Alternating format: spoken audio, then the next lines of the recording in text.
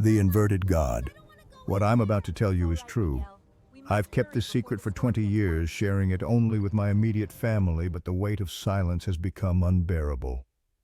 The scar on the back of my neck, a perfect inverted cross, burns whenever it rains, as if reminding me that it is still watching, still waiting for me to return.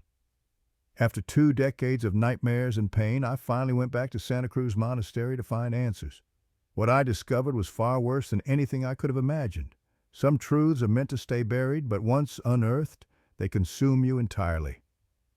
I was 12 years old when my sister Valeria announced her engagement. I remember little about her wedding, not her dress, the guests, or even the celebration. I was probably hiding in the car, as I often did during lengthy events, bored and antisocial.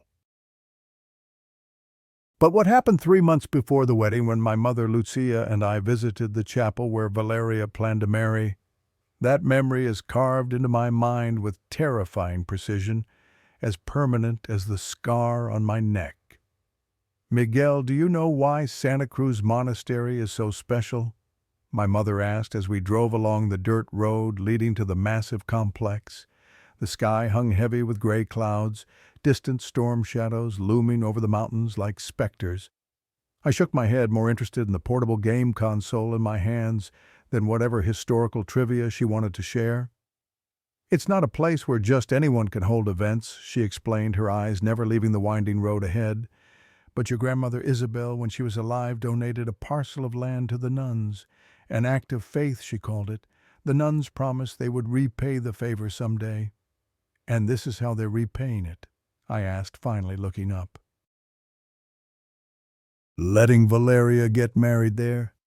"Yes, a rare privilege. It's a beautiful sacred place, truly sacred." Her voice dropped when saying that last word, almost reverent, yet tinged with something else, fear. The road grew rougher as we ventured deeper into the forest. The clouds darkened, gathering thicker overhead.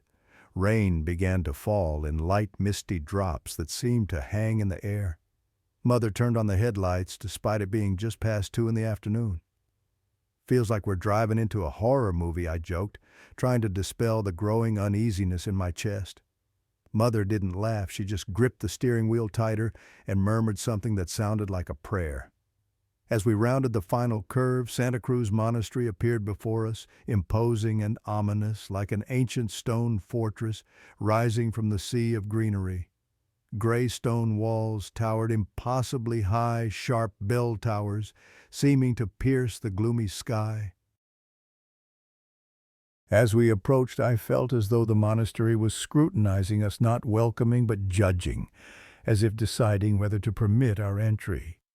"It's so old," I whispered, feeling somehow wrong about speaking loudly. "Built in the 16th century, Mother replied, by the first Spaniards who came to this region. They say it was constructed over an ancient indigenous temple." We parked before massive wooden gates. The rain had intensified, large drops drumming against the car roof with a hollow sound. Mother turned off the engine and faced me, her expression suddenly grave. "Miguel, I need you to promise me something." "What kind of promise?" I asked, confused by her intensity. "When we're inside, never stray from my side. Don't wander off alone. Don't stare at the nuns. And most importantly, if you hear any strange sounds, singing, praying, crying, ignore them." "Why?" I asked, a chill running down my spine despite the humid air. "This is God's house, but not all who serve him are the same," Mother answered cryptically. "Remember that. Stepping into Santa Cruz Monastery felt entirely different from any church I'd ever visited. Instead of peaceful sanctity, I felt a heaviness, as if the air itself was dense with ancient secrets. The rain created a gray curtain between us and the outside world, isolating us completely. A tall, gaunt nun greeted us at the entrance. She wore the traditional black habit, but her veil was thicker than any I'd seen before, covering almost her entire face, revealing only deep-set dark eyes. "Welcome, Senora Lucia and young Miguel," she said, her voice raspy as if unused for days. "Mother Superior Agatha is waiting for you in her office." I shivered. How did she know our names before Mother introduced us? Thank you, sister. My mother bowed respectfully. We apologize for being late. The weather? Rain is a blessing from God, the nun interrupted. It washes away all sins.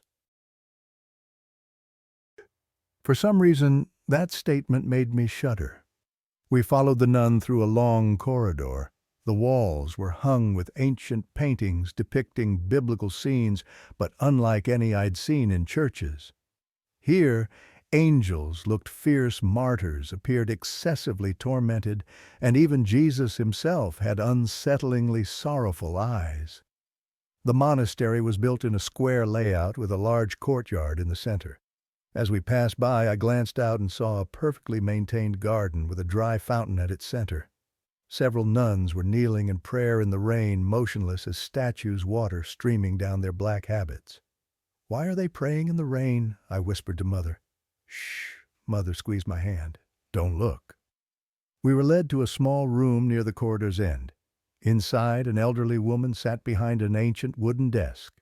She must have been at least 80, with skin wrinkled like old parchment and eerily translucent gray eyes. "Mother Superior Agatha," our guide nun bowed deeply. "Senora Lucia and young Miguel have arrived."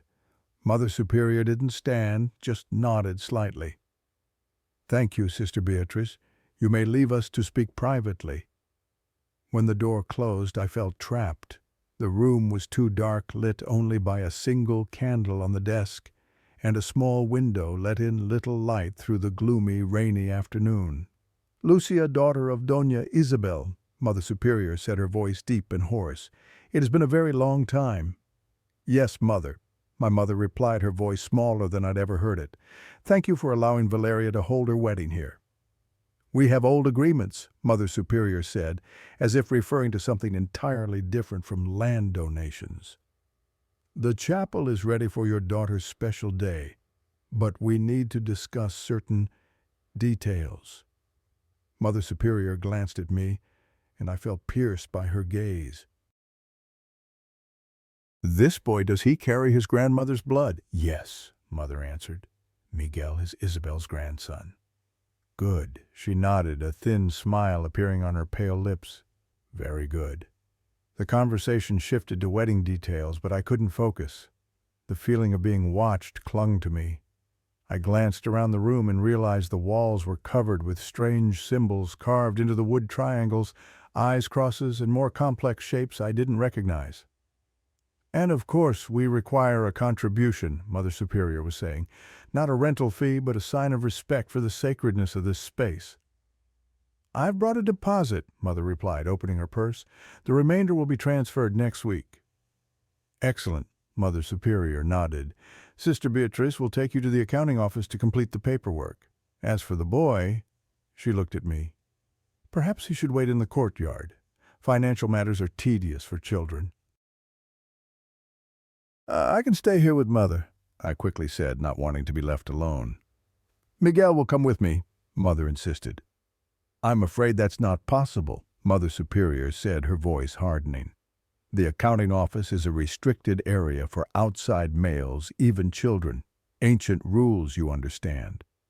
My mother hesitated, clearly conflicted between following the monastery's rules and her promise not to leave me alone. "I won't be long, Miguel," she finally said. "Just sit on the stone bench in the courtyard and wait for me. Don't wander off, understand?" I nodded reluctantly. When we left the office, Sister Beatrice was waiting outside in the corridor, as if she had known exactly when the conversation would end. She led my mother in one direction while another nun led me to the courtyard. "Sit here," she said, pointing to a damp stone bench under a small overhang. "Don't go anywhere." Then she left, abandoning me alone in the vast monastery courtyard. Rain still fell steadily, forming a thin water curtain between me and the rest of the yard. The nuns still knelt in prayer, motionless in the downpour. They didn't seem bothered by being soaked. If anything, they seemed to be enjoying it. I sat there trying not to stare at them as Mother had warned. Instead, I focused on the monastery's architecture. It looked much older than the 400 years Mother had mentioned. The dark gray stones had been worn by time and weather, making them appear as if they were melting into each other. The tall, narrow windows looked like cuts in the stone, and the features of the saint statues were so eroded it was hard to tell who they represented. Time passed slowly. The rain grew heavier. I wondered what was taking Mother so long. Shouldn't it just be a matter of signing some papers and handing over money? I began feeling restless, an uneasy feeling growing in my gut. And then I heard it. A blood-curdling scream echoed throughout the monastery. Not an ordinary scream of surprise or even fear. This was a scream of unimaginable pain, of absolute terror. It tore through the air like a knife, making me jump to my feet. The praying nuns also stood, their heads turning toward the sound, but they didn't look shocked or concerned. Instead, they looked expectant. "Mother!" I shouted, certain the scream came from her. "Mother!" I was about to run toward the accounting office when a tremendous lightning bolt struck the monastery with a deafening crack. The blinding light temporarily blinded me, and when my vision cleared, the entire monastery had plunged into darkness. A power outage. The rain transformed into a violent storm wind, driving water under the overhang, soaking my clothes. I stood there paralyzed with fear, not knowing what to do, and then they appeared. Nuns, dozens of them moving swiftly through the corridors with ancient oil lamps in hand. They didn't speak or shout, just moved with clear purpose. Some carried torches, lighting sconces mounted on walls. The flames danced, casting strange shadows on the stone walls like invisible creatures dancing alongside the nuns. I saw Mother Superior Agatha cross the courtyard, her gait unnaturally spry for her age. She approached a younger nun who stood beside the entrance to the corridor where my mother had disappeared.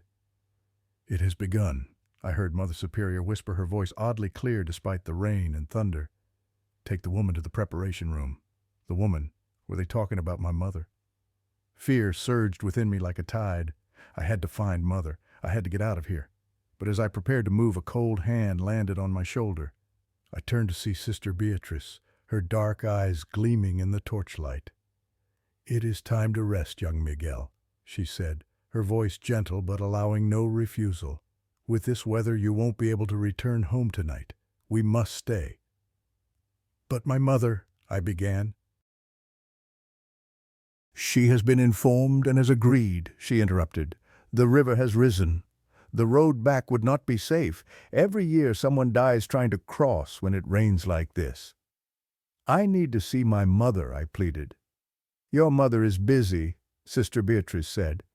"She is helping prepare for a special ceremony tonight. You will see her in the morning." Before I could protest, Sister Beatrice took my hand and led me away through the maze of monastery corridors to a small building connected to the main structure by a covered walkway. "These are our guest quarters," she explained, "for special visitors." The guest quarters were as dark and cold as the rest of the monastery. Sister Beatrice led me up a narrow staircase to a small hallway with several doors. She opened one and gestured me inside. "Your room," she said. "You'll find everything you need in there. Do not leave your room after sunset. No matter what you hear, no matter what you see through the window, stay in your room, for your own safety." "Where is my mother?" I asked again, my voice trembling. "Right next door," Sister pointed to the adjacent door. "But don't disturb her, she needs rest. Tomorrow will be a special day." With those words, Sister Beatrice left, closing the door behind her. I heard a key turn in the lock. She had locked me in. The small room contained only a single bed, a small table with a candle and a crucifix on the wall. No electric lights, no switches. A small window overlooked the monastery's inner courtyard, now shrouded in darkness and rain. I ran to the door, trying to open it, but it was firmly locked from outside. I banged on it, calling for Mother, but no one answered. I moved to the window, but it was too high and too small for me to climb through, and below was a stone-paved courtyard covered in rainwater at least 2 stories down. I was trapped. I sat on the bed trying to stay calm. Mother was nearby. Surely she was in the next room, as Sister Beatrice had said. Everything would be fine. We would stay the night and leave in the morning. All these strange things, the scream, the nun's urgency, the locked door, all must have rational explanations. Right. The storm continued to rage outside. I could hear rain beating against the window and wind whistling through the cracks of the ancient building. Occasionally lightning would flash, illuminating the room with an eerie blue-white light. I'm not sure how much time passed, perhaps minutes, perhaps hours, when exhaustion began to overtake me. The stress and fear had drained my energy. My eyes started to close, and then I heard it, the door of the next room opening, then closing. Soft footsteps moving down the hallway. My mother was leaving her room. I bolted upright, suddenly wide awake. My watch showed it was nearly 3 in the morning. I must have fallen asleep without realizing it, but now I was certain I'd heard a door and footsteps. Where was my mother going at this hour? I rushed to the door, pulling at it again, but it remained unyielding. I pressed my ear against it, listening. The hallway was quiet, but from somewhere within the monastery, I heard small bells ringing, followed by soft, rhythmic chanting. Not normal hymns. This was an ancient, strange melody that made the hair on my neck stand on end. I had to get out. I had to find Mother. I looked around the room, searching for anything that might help me unlock the door. My eyes settled on the crucifix hanging on the wall. It was made of heavy metal and might work to pry the lock. I pulled the crucifix down from the wall and was shocked by what I saw behind it. On the wall, deeply etched into the stone, was a symbol, not a Christian cross, but a pentagram with an eye at its center, surrounded by text in a language I didn't recognize. I swallowed hard, trying not to think about what that might mean. Instead, I focused on escaping. I used the crucifix head to pry at the lock, trying my best to be quiet. After several minutes of struggle, the lock released with a soft click. I sighed with relief and slowly opened the door. The hallway was pitch dark, illuminated only by a single candle far away. I stepped out, my heart pounding. First, I checked the neighboring room, Mother's room. The door wasn't locked. I opened it and found a room identical to mine but empty. The bed was still made as if no one had ever lain on it. My mother had never been there. Fear rose in my chest. Sister Beatrice had lied. Mother wasn't in the next room. So where was she? And whose footsteps had I heard? I decided to follow the direction of the distant candle at the hallway's end. I moved as quietly as possible, trying not to make any sound. When I reached the hallway's end, I found a narrow spiral staircase leading down. The strange chanting grew clearer, coming from somewhere below. I slowly descended the staircase, pausing at each step to listen. When I reached the bottom, I found myself in another corridor, wider and lit by torches placed at regular intervals along the walls. I recognized this as the monastery's main corridor leading to the inner courtyard. The chanting came from that direction, along with a strange light, not the orange of fire, but a bright, almost blue-white glow. I slowly moved toward the light, my heart feeling like it might burst from my chest. When I reached the courtyard entrance, I stopped and pressed myself against the wall. From this position, I could see outside without being seen. What I saw would haunt me forever.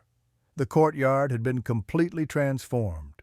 The dry fountain at its center now held an enormous fire, but not an ordinary one.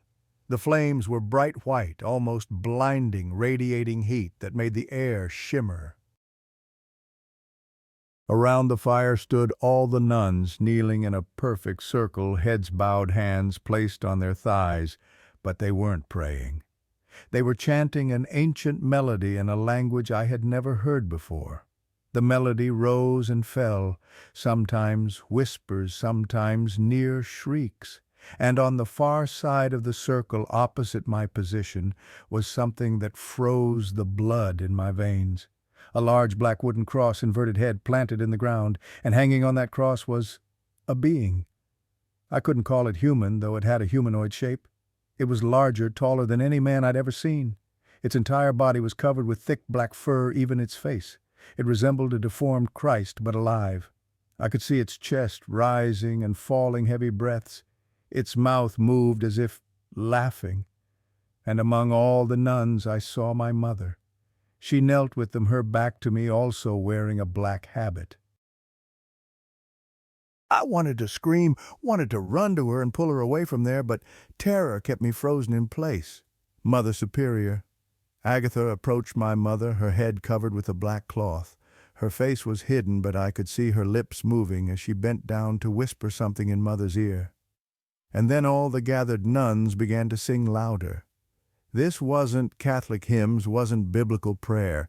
It sounded like something much older, wilder. It sounded like primitive prayers, not to a benevolent God, but to something entirely different. The being on the inverted cross opened its eyes. Those eyes, I will never forget them. Burning red like hot coals, so bright they seemed to emit their own light. And they were looking directly at me. I couldn't move, couldn't breathe, couldn't scream. The being smiled, revealing sharp, pointed teeth, and I felt as if it had looked straight through my soul, seen my deepest fears, my darkest secrets. And then I felt like I was being struck hard between my eyes. Not a physical blow, but a pressure, as if an invisible force was trying to pierce through my head.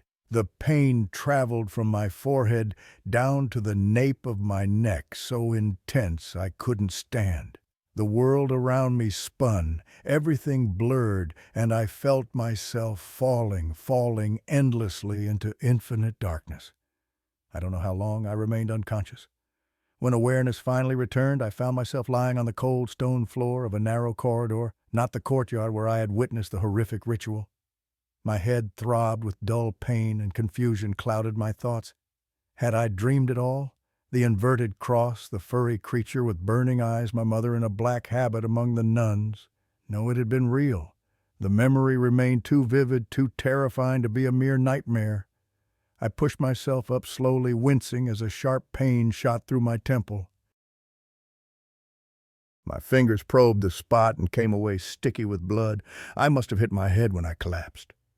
The corridor was dimly lit by a single torch mounted on the wall, casting long, distorted shadows that seemed to move of their own accord. The rain still pounded against the monastery walls, punctuated by occasional thunder. "Hello!" I called out, my voice echoing weakly. "Mother, anyone!" Only silence answered, broken by the distant sound of chanting, fainter now but still present. I had to find my mother. Had to get her away from whatever unholy ceremony she had been dragged into. Had to escape this place. As I stumbled down the corridor trying to orient myself, I heard footsteps approaching. I froze, pressing myself against the wall, praying whoever it was wouldn't see me in the shadows. Sister Beatrice appeared, her tall figure gliding rather than walking, oil lamp held high.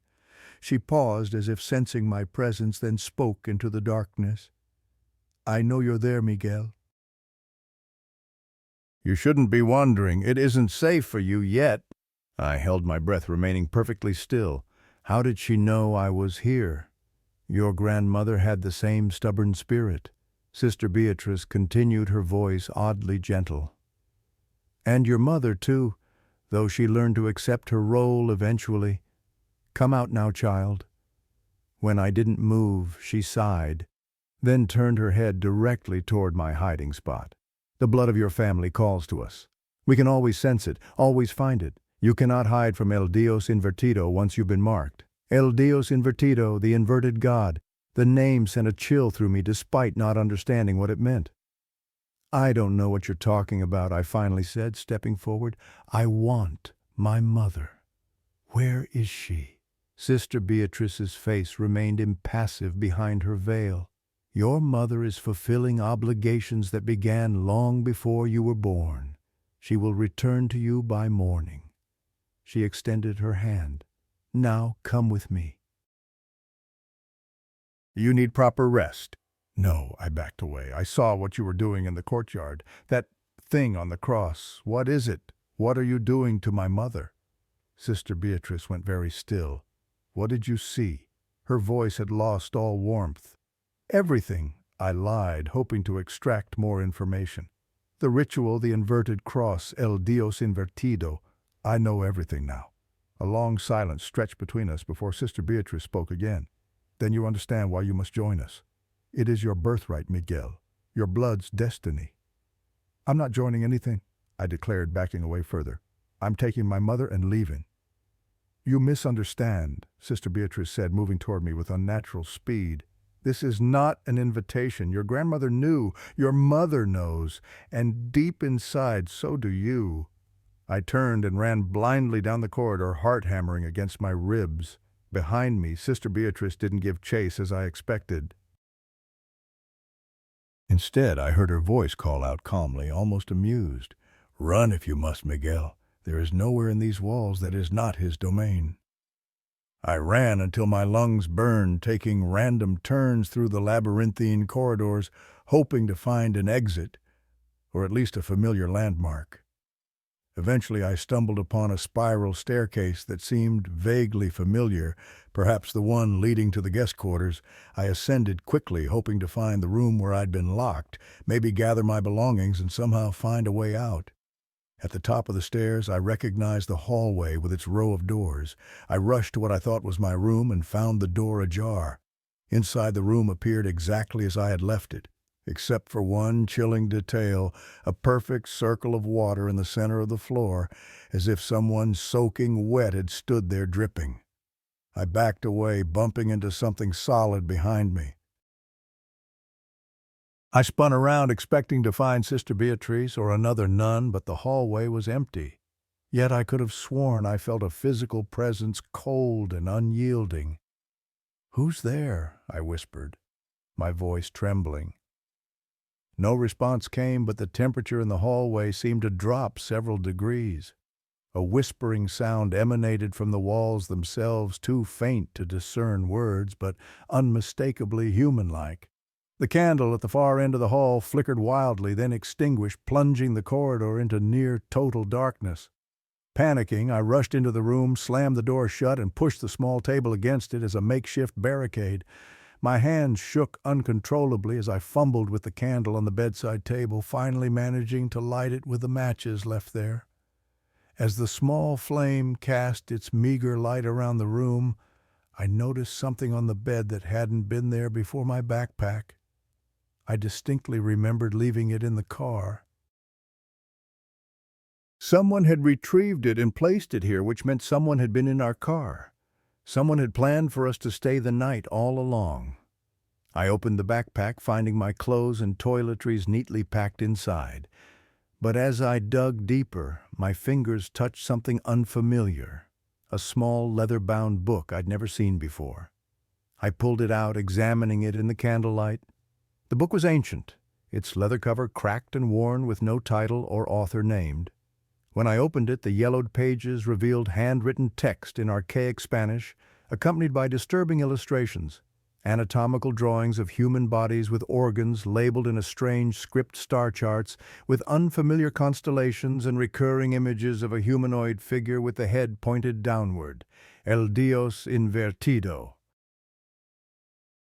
I couldn't read most of the text, but certain phrases stood out, phrases underlined in what looked disturbingly like dried blood. La sangre del elegido, the blood of the chosen one. El despertar durante la tormenta, the awakening during the storm. La marca invertida, the inverted mark. El pacto de tres generaciones, the pact of 3 generations. The last phrase appeared repeatedly throughout the text, always accompanied by drawings of 3 female figures making offerings to the inverted being.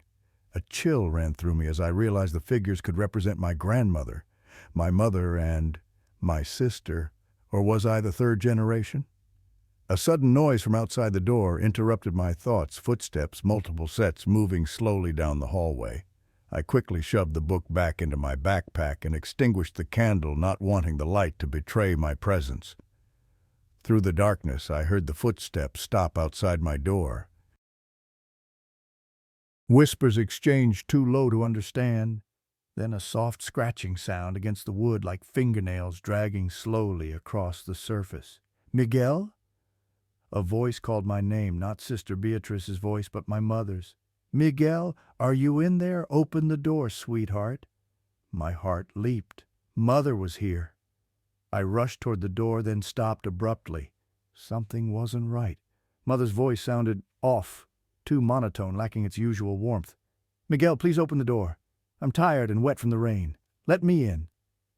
I remained frozen, my hand halfway to the makeshift barricade. Mother, is that really you? Of course it's me. Who else would it be? The voice grew irritated. Stop being difficult and open this door immediately. The harsh tone confirmed my suspicions. My mother would never speak to me that way, especially not after hours of separation in a strange place. This was some kind of trick. You're not my mother, I said, backing away from the door. Go away. The silence followed, heavy and tense. Then the voice changed, dropping any pretense of being my mother, becoming deeper, raspier. Clever child, your blood remembers more than you know. The scratching on the door intensified, becoming a violent scraping. The table I'd pushed against it began to vibrate, inching backward, as if pushed by an immense force. The temperature in the room plummeted until I could see my breath forming clouds in the darkness. I scrambled backward until my back hit the wall, searching desperately for anything to use as a weapon. My hand closed around the crucifix I'd taken down earlier. I held it up like a shield, though I doubted it would provide any real protection against whatever waited outside. The scraping stopped abruptly. The silence that followed was somehow worse, filled with dreadful anticipation. Then a sound from a different direction, the window. Something tapped against the glass softly at first, then with increasing insistence. I turned slowly, dreading what I might see. Water streamed down the window pane, distorting the view, but I could make out a figure standing in the courtyard below, staring up at my window. Despite the darkness and rain, I recognized my mother's silhouette, still wearing the black habit from the ceremony. "Mother," I whispered, moving cautiously toward the window. As I drew closer, lightning flashed, illuminating the scene in stark white light. It was indeed my mother, but her face appeared strange, too pale, too still, her eyes reflecting the lightning with an unnatural red gleam. Behind her stood other figures in identical habits, motionless, despite the driving rain, all staring up at my window. I stumbled back, my foot catching on something that hadn't been there before, a puddle of water on the floor. Looking down, I saw wet footprints leading from the window to the middle of the room, though the window remained closed and intact. The implication struck me like a physical blow. Whatever was outside had already been inside. I whirled around, scanning the shadowy corners of the room. The candle I'd extinguished suddenly reignited on its own, the flame burning unnaturally bright and tall. In its light I saw something written on the wall above the bed, glistening wetly, as if freshly inscribed, "El marcado regresa siempre." The marked one always returns. The words appeared to be written in blood. A sound like rushing water filled my ears, drowning out the storm outside. The walls seemed to pulse, breathing like a living entity. The crucifix in my hand grew unbearably hot, forcing me to drop it. As it clattered to the floor, it landed upside down, inverted. The door burst open, the table flying across the room as if thrown by giant hands. I expected to see Sister Beatrice or the false version of my mother, but the doorway remained empty, revealing only the dark hallway beyond. Yet somehow this vacant threshold terrified me more than any physical presence would have. I had to escape not just this room, but the entire monastery. Clutching my backpack, I made a desperate decision. Instead of fleeing through the door where something might be waiting, I would risk the window. We were on the second floor, but perhaps there was a ledge or drainage pipe I could use to climb down. I rushed to the window and unlatched it, pushing against the ancient frame. It resisted at first, then gave way with a shower of rust and wood splinters. Rain immediately poured in, soaking me within seconds. I leaned out, assessing the drop. Below, the courtyard now appeared empty. My mother and the nuns had vanished as inexplicably as they had appeared. A narrow stone ledge ran beneath the window, just wide enough for my feet if I pressed my body against the wall. To my right, about 10 feet away, I spotted a drain pipe that might support my weight.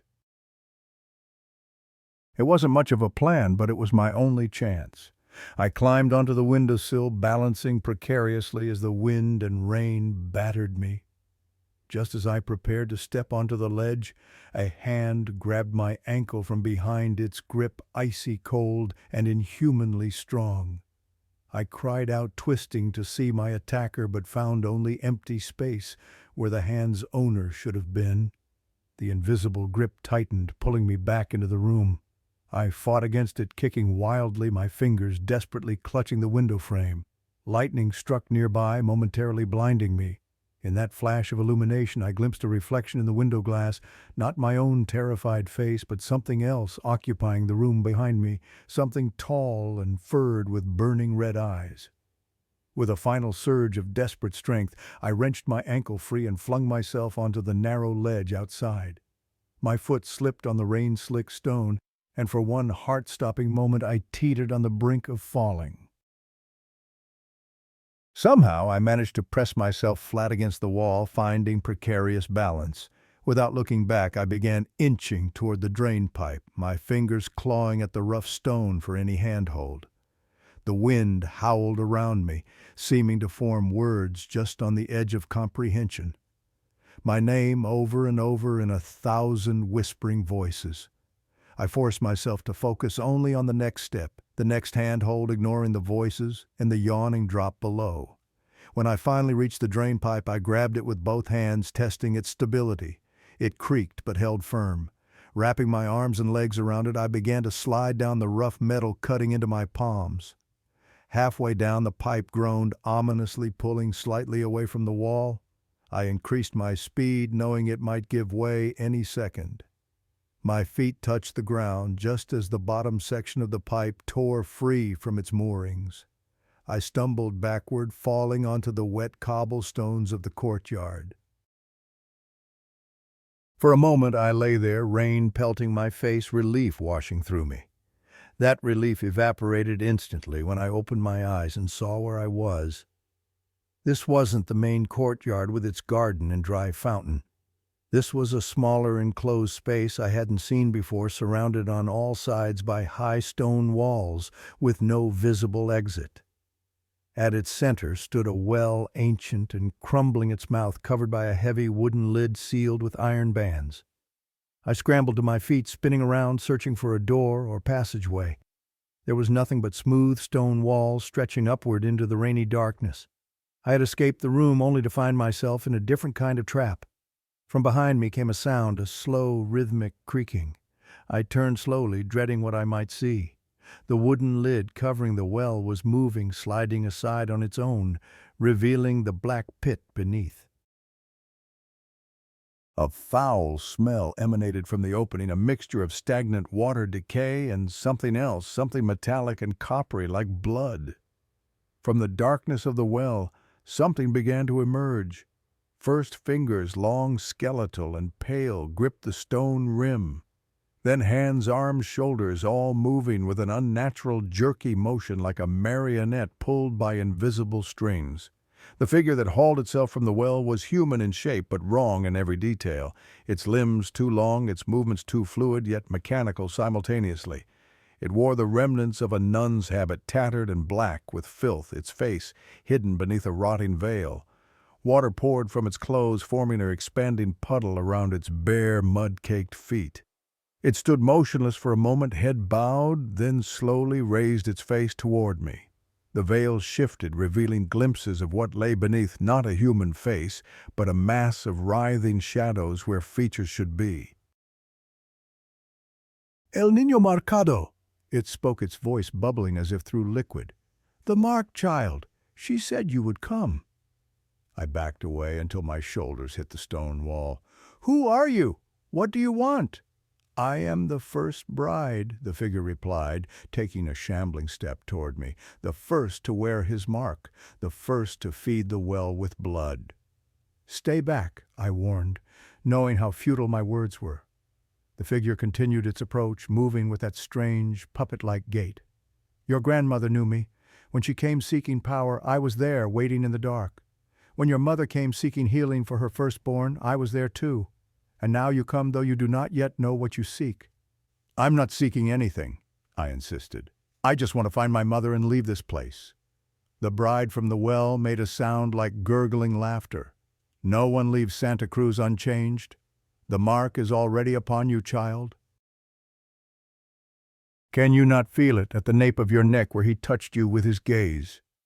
My hand involuntarily moved to the back of my neck, feeling a spot that burned like a fresh burn. I hadn't noticed it before in my panic and confusion. What mark? What did you do to me? Not I, the bride said, now close enough that I could smell her putrid, waterlogged scent. Him, El Dios Invertido, the one who waits below, who has waited since before the Spaniards, before anyone walked these lands. He who hungers and thirsts for the blood of the chosen families. I don't understand any of this, I said frantically, searching the walls for any escape route. You will, the bride promised, reaching out one dripping hand toward my face. Your blood remembers even if your mind does not. 3 generations must serve. Your grandmother began the cycle with her gift of land. Your mother continues it with her gift of pain, and you will complete it with the greatest gift of all. Her cold fingers brushed my cheek, leaving trails of icy moisture that burned like acid. I jerked away, ducking under her arm and sprinting toward the far wall where I'd spotted what looked like a drain grate near the ground. The bride made no move to chase me, simply turning slowly, her head tracking my movement. You cannot outrun your blood, Miguel. The mark will lead you back to us. Back to him. I reached the grate and dropped to my knees, pulling at the rusted metal. To my surprise, it gave way easily, revealing a narrow drainage tunnel just large enough for me to crawl through. Without hesitation, I plunged into the darkness, not caring where it led as long as it was away from the well bride. The tunnel was tight, slimy, with moss and other things I didn't want to identify. I crawled on my stomach, pushing my backpack ahead of me, ignoring the sharp stones cutting into my palms and knees. Water flowed around me, soaking my clothes further, carrying me along with its current. The air grew thinner, mustier, the tunnel seeming to stretch endlessly before me. Just as my lungs began to burn from lack of oxygen, the tunnel widened and I felt the flow of water increase. Suddenly I was sliding uncontrollably down a steep incline, tumbling through darkness, until I splashed into a larger body of water. I surfaced, gasping, in what appeared to be an underground cistern or reservoir. Dim light filtered from somewhere above, revealing high-vaulted ceilings supported by ancient stone columns.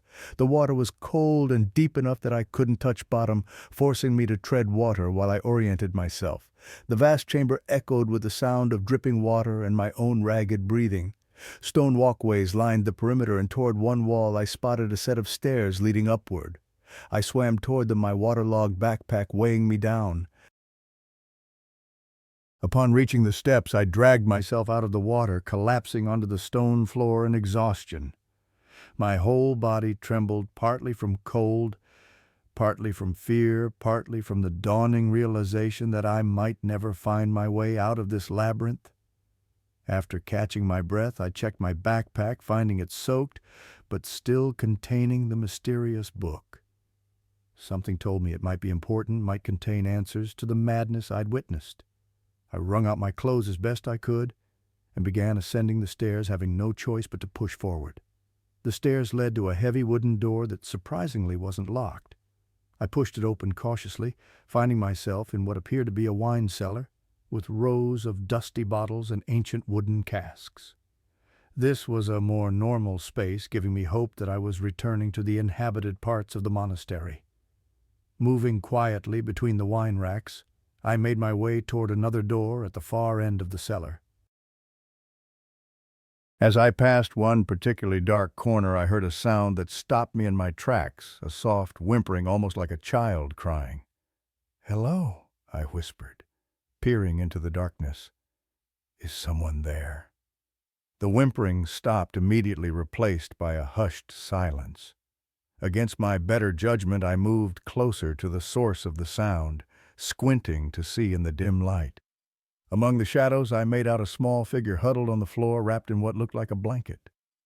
"Are you okay?" I asked, taking another step closer. "I won't hurt you. I'm trying to get out of here, too." The figure shifted the blanket, falling away, to reveal not a child, but a small, ancient woman, her face so wrinkled it resembled a dried apple. Her eyes were milky with cataracts, yet somehow I felt she could see me perfectly. "You swim in the holy water," she said in Spanish, her voice surprisingly strong for such a frail-looking person. "Only the marked ones can touch the blessed waters and live." "Who are you?" I asked. "Do you work here? Can you help me find my mother?" The old woman cackled, revealing toothless gums. "I have been here longer than the stones themselves.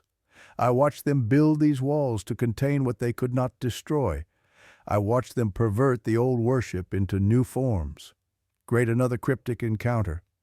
I was losing patience with these enigmatic figures and their vague pronouncements. Listen, I just need to find my mother and get out of here. Can you help me or not?" The crone extended one gnarled hand, beckoning me closer.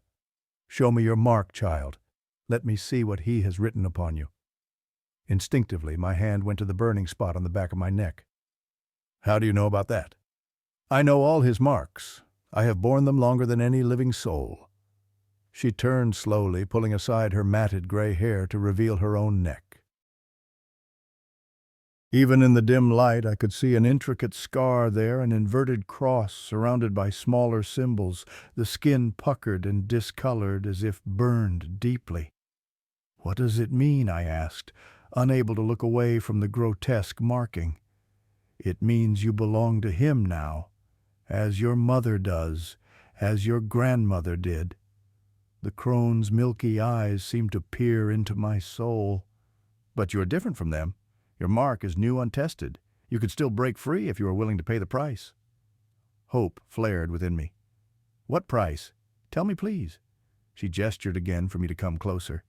Against my better judgment, I knelt beside her, turning so she could see the back of my neck. Her cold, dry fingers traced the burning spot, sending shocks of pain radiating through my skull. I bit my lip to keep from crying out. "Yes," she murmured. "Fresh and strong. He has chosen you specially, more so than the women of your line." "Do you know why the women in your family have been spared the full bonding? Because they were being preserved for you. 3 generations of partial offerings, all to prepare for one complete vessel." "I don't understand," I said, pulling away from her touch. "What does he want with me?" "A body," the crone said simply. "A young, strong male body to house his essence fully. The women could only channel portions of his power. You could become him incarnate." Horror washed through me as I finally began to understand the danger I was in. This wasn't just about my mother's involvement in some strange cult. They wanted me to become a vessel for whatever abomination hung on that inverted cross. "How do I stop it?" I demanded. "You said there was a price I could pay to break free." The old woman's face contorted in what might have been either a smile or a grimace. "Find the Book of Binding." The first priest, the one who built these walls, created it as insurance against the power he sought to control. It contains the symbol that can sever his connection to your blood. A book. What does it look like? Where can I find it? "Behind the altar, behind the stone marked with the eye. But beware, the sisters have guarded it for centuries. They will not surrender it easily." She grabbed my wrist suddenly, her grip surprisingly strong. "And if you fail, if you're caught, tell them nothing of me. I have survived here in the shadows for hundreds of years by being forgotten." Before I could ask more questions, a noise from above made us both freeze, footsteps, multiple sets, moving across the floor overhead. The old woman released my wrist, shrinking back into her corner. "Go now," she hissed. "Find the book. Save yourself and your mother. But remember, some who enter the path of El Dios Invertido never truly leave it, even when the mark is broken." I backed away, processing this new information. A book behind the altar. A symbol that could break the connection. It wasn't much, but it was the first concrete hope I'd encountered. "Thank you," I whispered. The old woman was already pulling her blanket back over herself, disappearing into the shadows as if she'd never been there at all. I turned and hurried toward the cellar door, my mind racing. I needed to find the main chapel, locate this book, and somehow get my mother and myself out of the monastery before dawn. before whatever ceremony they were planning reached its culmination. As I reached for the door handle, I heard a voice from the other side, Sister Beatrice giving instructions to someone. "Search every room, every corridor. The boy must be found before midnight. Mother Superior says the alignment will not come again for another 7 years. We cannot wait that long for a vessel of his bloodline." I backed away from the door, looking desperately for another exit. There was none. I was trapped in the cellar with sisters searching for me on the other side of the only door. As their voices grew closer, I retreated to the darkest corner, squeezing myself between 2 large wine casks, praying they wouldn't conduct a thorough search. My hand brushed against something on the floor, a small metal object. I picked it up, finding an ancient iron key, heavily rusted but still intact. The cellar door opened, light spilling in as 2 nuns entered, holding oil lamps high. "Check behind the racks," one instructed the other. "The little serpent could be hiding anywhere." I pressed myself further into my hiding spot, hardly daring to breathe. The nuns moved methodically through the cellar, checking each row of wine bottles, each dark corner. They were getting closer. In moments they would find me and all hope would be lost. I clutched the rusty key in my palm, its edges digging painfully into my flesh. What was it for? Could it possibly help me now? As I shifted slightly, trying to make myself smaller, my elbow bumped against the wall behind me, and to my surprise, part of it moved. I felt again more deliberately this time, discovering a small, almost invisible seam in the stonework. A hidden door. With trembling fingers, I located a tiny keyhole nearly invisible in the rough stone. Heart pounding, I inserted the rusty key, turning it with agonizing slowness to avoid making noise. The nuns were at the adjacent row now. I could see the hem of their habits just feet away from my hiding place. The key turned completely with a soft click that sounded deafening to my terrified ears. The nun nearest me paused. "Did you hear that?" she asked her companion. "Hear what?" the other replied. "A clicking sound, like a lock." They fell silent, listening intently. I held my breath, pushing gently against the section of wall. It gave way slightly, revealing darkness beyond. "Perhaps it was just the old building settling," the second nun eventually said.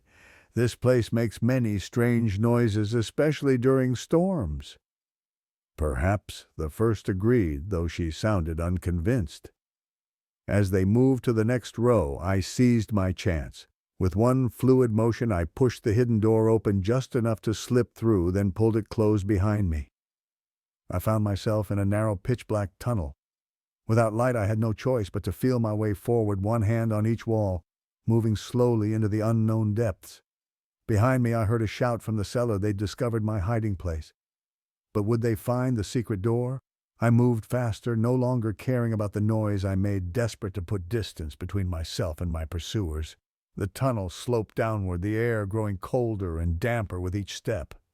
My fingers brushed against strange carvings in the stone wall, symbols I could feel but not see in the absolute darkness. After what seemed like an eternity of blind stumbling, my outstretched hands met empty air instead of stone. The tunnel had opened into a larger space. I took a careful step forward, then another, arms extended to avoid walking into walls. A soft glow appeared ahead, not the warm light of candles or lamps, but a cold bluish phosphorescence emanating from the walls themselves. In this eerie light, I could make out my surroundings at last. I stood at the edge of a vast underground chamber, far larger than the cistern I'd found earlier. Enormous stone columns rose to a ceiling lost in darkness above. The floor was an intricate mosaic depicting what appeared to be the sun, moon, and stars in positions I didn't recognize from any astronomical chart I'd seen. And at the chamber's center, upon a raised dais, stood an altar unlike any in a Christian church. This was older, cruder, a massive slab of black stone supported by 4 grotesque statues, each depicting the same figure, a humanoid body with its head pointed downward, its feet toward the sky. El Dios Invertido. The blue light grew stronger as I stood there, revealing more details of the chamber. The walls were covered with the same symbols I'd felt in the tunnel, and now I could see they formed a continuous narrative pictographs, telling a story that spanned centuries, perhaps millennia. I approached slowly, drawn by a terrible fascination. The earliest images showed indigenous people discovering a cave, finding something inside that made them kneel in worship. Later scenes depicted sacrifices, blood flowing into the earth. Then Spanish conquistadors arriving, battles, death, and finally the construction of what must have been the original monastery built directly over the cave. As I moved along the wall, the story continued, a priest learning the old rituals, adapting them into a perverted form of Christian worship, nuns kneeling before an inverted cross, and blood, always blood, flowing through every scene like a scarlet river connecting past to present. The final panel showed 3 women standing before the altar, a grandmother, a mother, and a daughter offering a male child to a towering figure with burning eyes. The child's face was blank, uncarved, as if waiting for an identity. My identity. A sound from the tunnel behind me broke my horrified trance, voices distant but approaching. The nuns had found the secret passage. I had minutes at most before they would reach me. I turned to the altar, remembering the old woman's words. Behind the altar, behind the stone, marked with the eye. I circled the massive stone slab, searching its surface and base for any sign of an eye symbol. There on the back side of the altar, facing away from the entrance, a small carving of an eye surrounded by a triangle. I pressed it, pushed it, tried to turn it like a key, but nothing happened. The voices grew closer. In desperation, I ran my fingers along the seam where the eye carving met the rest of the altar. There was a slight depression there, barely noticeable. I dug my fingernails into it, pulling with all my strength. To my surprise, a small section of the altar swung outward like a door, revealing a hidden compartment within. Inside lay a book, ancient, bound in dark leather that I prayed wasn't human skin. This had to be the book of binding the old woman had mentioned. I reached for it just as light flooded the chamber, torchlight held high by Sister Beatrice and 5 other nuns who had emerged from the tunnel.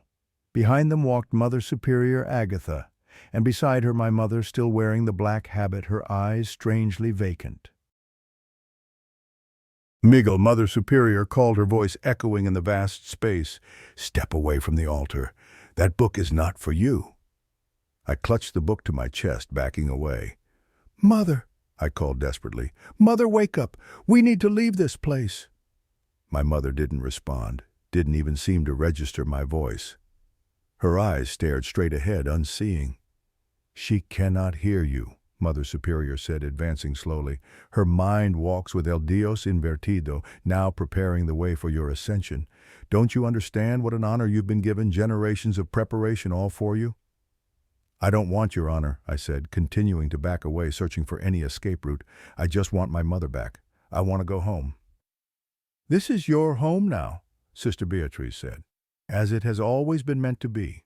The blood of your family has been bound to this place since your ancestor first discovered what slept beneath these hills." "My ancestor?" I asked, momentarily confused. Mother Superior smiled, a cold expression that never reached her eyes. "Did you think your family was Spanish, boy? The conquistadors killed most of the indigenous people who worshipped here, but a few survived, those who agreed to adopt Spanish names, Spanish ways, Spanish religion. Your grandmother knew the truth. Why do you think she donated land to us? Blood remembers its obligations, even when the mind forgets." This revelation stunned me momentarily. We weren't Spanish at all. Our entire family history was a lie. Taking advantage of my confusion, the nuns moved forward, spreading out to surround me. I clutched the book tighter, backing up until I felt the cold stone wall against my spine. "Give us the book, Miguel," Mother Superior said, extending her hand. "It contains dangerous knowledge that could disrupt the ceremony. We've kept it hidden for centuries to prevent interference with his will." "If it's so dangerous to you, then I'm definitely keeping it," I replied, my voice steadier than I felt. Mother Superior's face hardened.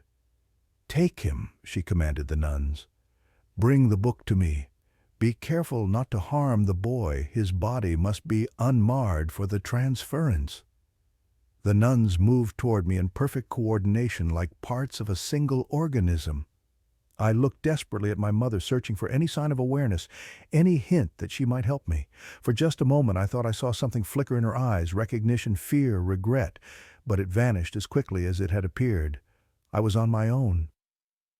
Part 3, the climax. Surrounded by advancing nuns, the ancient book clutched to my chest. I made a desperate decision. If I couldn't escape, I would at least try to understand what power this book held. With shaking hands, I opened it to a random page, hoping to find the symbol. The old woman had mentioned the one that could break El Dios Invertido's connection to my family. "Stop him!" Mother Superior Agatha shrieked, her composed demeanor suddenly shattered. "The profane cannot read from the Book of Binding." The pages were filled with intricate drawings and text in multiple languages, Latin, Spanish, and older scripts I couldn't identify. But what caught my eye was a series of symbols that seemed to pulse with an inner light, as if recognizing something in me. One in particular stood out, a complicated geometric pattern resembling a labyrinth with a vertical line struck through it. Without understanding why, I pressed my palm against the symbol, feeling a strange resonance as my skin made contact with the page. A jolt of energy surged up my arm, and the mark on the back of my neck flared with searing pain. Mother Superior lunged forward with surprising agility for her age. "Heresy, blasphemy! The vessel attempts to reject its purpose!" I stumbled backward, my vision blurring from the pain radiating from my neck. The book felt suddenly heavy, as if its pages had turned to lead. The nuns closed in their faces, transforming before my eyes, skin growing taut over sharpening cheekbones, eyes darkening to bottomless pits, teeth elongating behind lipless mouths. In that moment of terror, a new voice cut through the chamber, my mother's. "Miguel, run!" she cried, her eyes suddenly clear and present.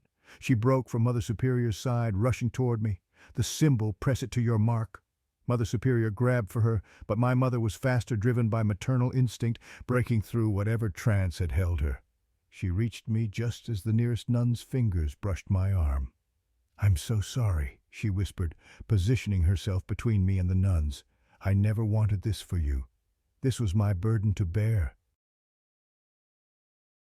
How touching, Mother Superior sneered, her voice now layered with something inhuman beneath it. "The sacrificial lamb defends her offspring. But you forget Lucia. You gave him to us the moment you drove through our gates." "I did no such thing," my mother responded, her voice stronger than I'd ever heard it. "I came to pay my debt, not to offer my son." "The debt is generational," Sister Beatrice interjected. "As was agreed when Isabel first donated the land, 3 generations of blood culminating in the male vessel. Your son was promised before he was born." My mother's face hardened. "My mother may have made that promise, but I never did, and neither did Miguel." While they argued, I frantically flipped through the book, searching for instructions, explanations, anything that might tell me how to use the symbol I'd found. The pages seemed to resist my efforts, sticking together, text shifting and rearranging before my eyes. A tremor ran through the chamber, dust and small stones falling from the ceiling. The blue phosphorescence intensified, pulsing like a heartbeat. The floor beneath my feet grew warm, then hot, forcing me to shift my weight uncomfortably. "He comes," Mother Superior announced, her face transformed with ecstatic reverence. "El Dios Invertido rises from the depths to claim his vessel." The central mosaic on the floor began to move, the stone pieces rearranging themselves like a puzzle solving itself in reverse. They formed a spiral pattern that slowly rotated, creating an optical illusion of infinite depth. My mother grabbed my arm.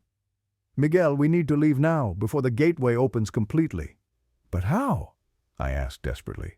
"They're blocking the tunnel." She glanced around, then pointed to a narrow fissure in the wall, partially hidden behind one of the massive columns. "There. It leads to the old emergency tunnels." "The nuns won't follow. They're bound to remain for the ceremony." "What about you? Are you bound too?" Pain flashed across her face. "Yes, but my bond is weaker. I can resist long enough for you to escape. The mark on your neck, it's still new, not fully formed. If you can reach the outside before midnight, there's a chance." Another stronger tremor shook the chamber. The rotating spiral in the floor opened wider, revealing a bottomless shaft descending into darkness. From its depths came a sound, not quite a roar, not quite a voice, but something between that made my bones vibrate painfully. "He hungers," Sister Beatrice cried out, her arms raised in adoration. "The time of union is at hand." The nuns began to sing the same eerie chant I'd heard in the courtyard. The sound filled the chamber, echoing off the stone walls until it seemed to come from everywhere at once. My mother's grip on my arm tightened. "Go, Miguel. I'll create a distraction. I'm not leaving you." I protested. She cupped my face in her hands, her eyes filled with tears and determination. "Listen to me. The mark on your neck can be neutralized, but only if you get far from this place before it fully forms. Find the symbol in the book, use it as I showed you with Isabel's old ritual dagger. It's in your backpack. I put it there before we came." "What? How did you—" "I've been planning this for years," she said quickly. "I knew they would try to take you eventually. The dagger belonged to your grandmother. She used it to fight his influence until the end." The shaft in the floor widened further, the edges crumbling away. A hot, fetid wind rose from its depths, carrying the stench of decay and something else, an alien odor that made my stomach churn and my mind reel with impossible geometries and colors that shouldn't exist. "Now!" my mother shouted suddenly, shoving me toward the fissure in the wall. She turned to face the nuns, pulled something from her habit, a small flask, and hurled it at the floor in front of them. It shattered, releasing a cloud of reddish powder that exploded into flame when it contacted the air. The nuns shrieked, momentarily blinded and confused. I hesitated only a second, then squeezed through the fissure, the book in my backpack clutched tightly.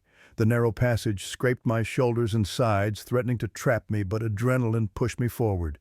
Behind me I heard Mother Superior's enraged howl and my mother's defiant response. "Your God can find another vessel. My son is not yours to take." I emerged into a rough-hewn tunnel, dimly lit by the same phosphorescence as the chamber. Looking back, I could see nothing of what was happening to my mother.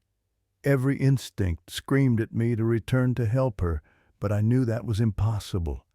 The best thing I could do was escape and find a way to break the connection as she had instructed.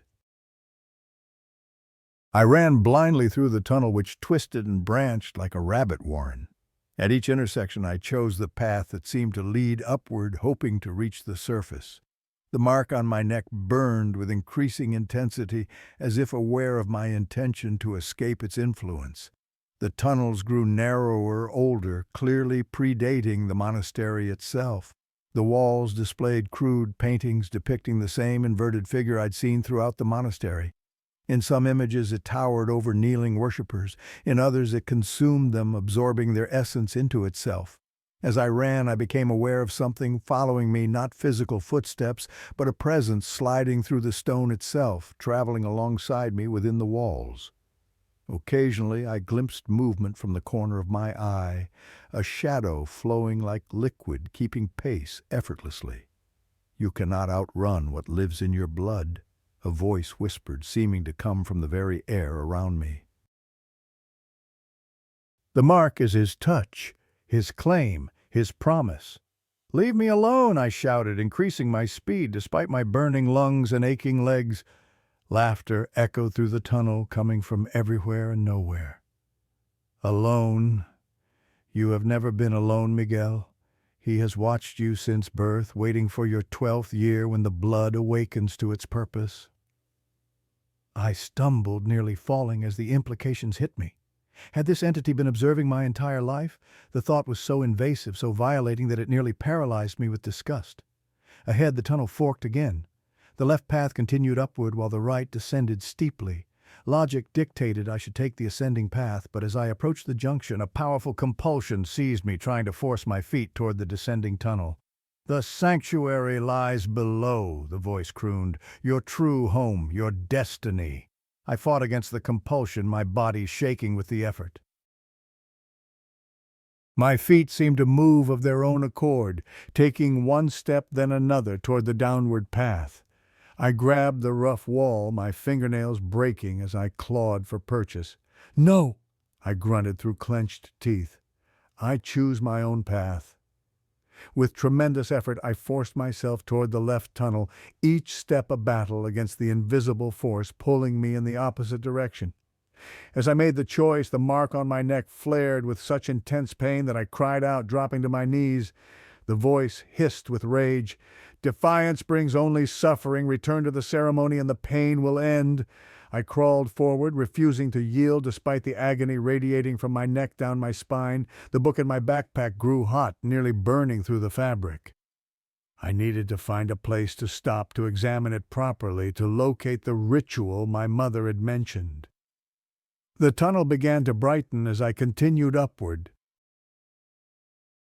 Natural light filtered in from somewhere ahead, moonlight, not the unnatural phosphorescence of the deeper passages.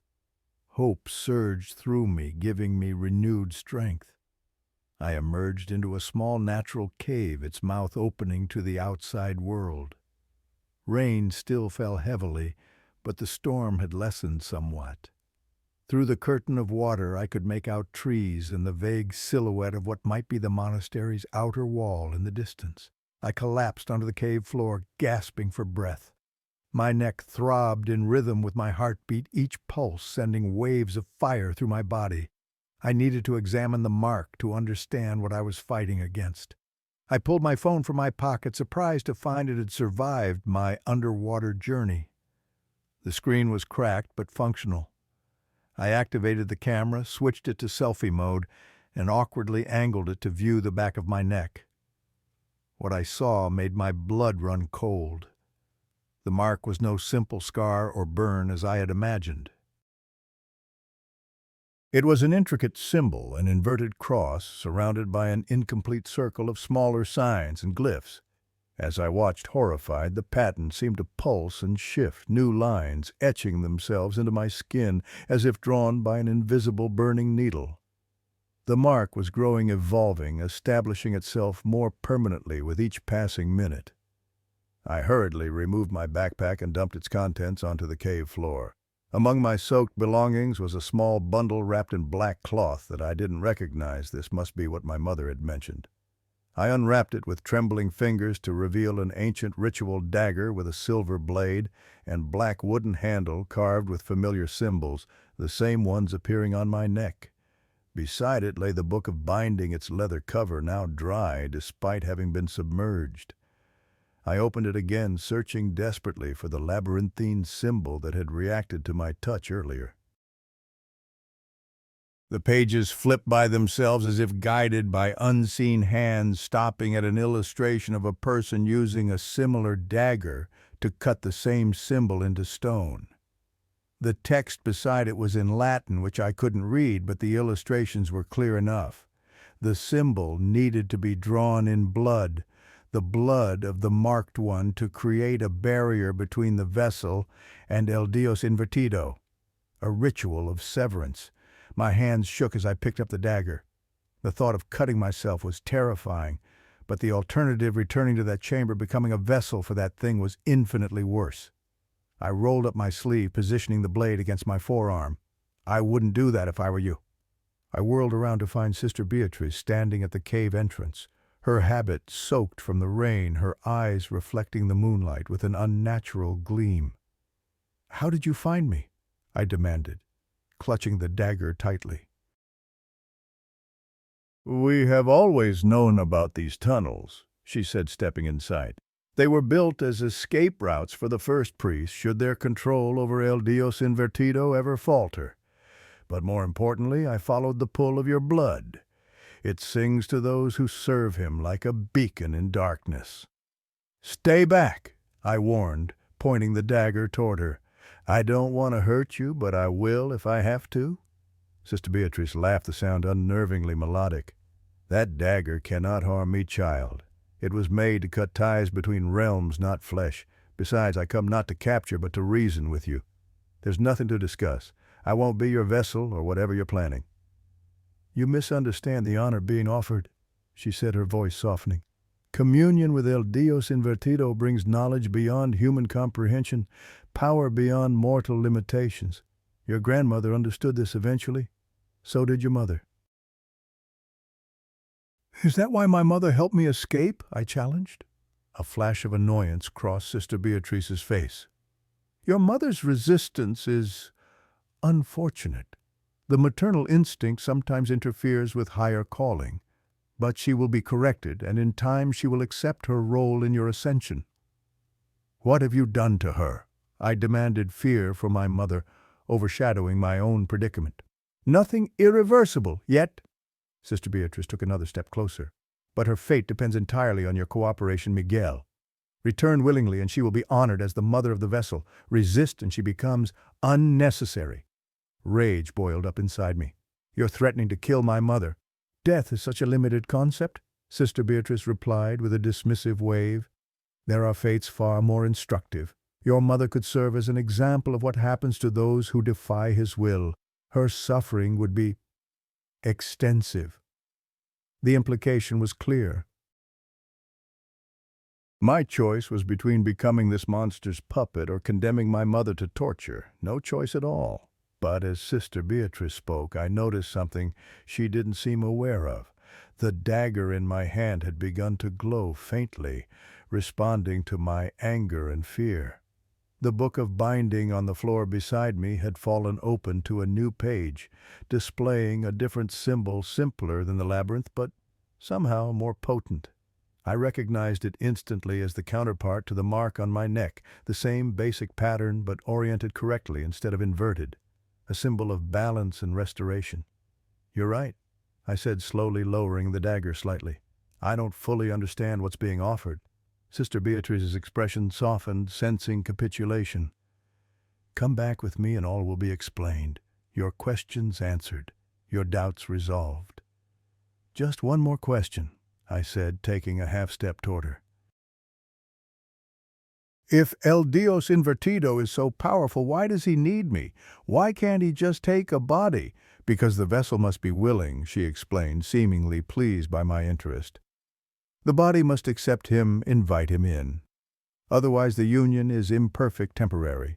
With your bloodline, with proper preparation, the union would be permanent. You would become a god among men, Miguel. And if I cut the connection with this dagger, I asked, raising it again, what happens then? Sister Beatrice's face hardened. Then you sentence yourself to ordinary humanity, a brief, meaningless existence, and your mother to centuries of agony. I nodded slowly as if considering her words. Then in one swift motion I slashed the dagger across my palm. Before she could react, I pressed my bleeding hand against the symbol in the book. No! Sister Beatrice shrieked, lunging forward, but she was too late.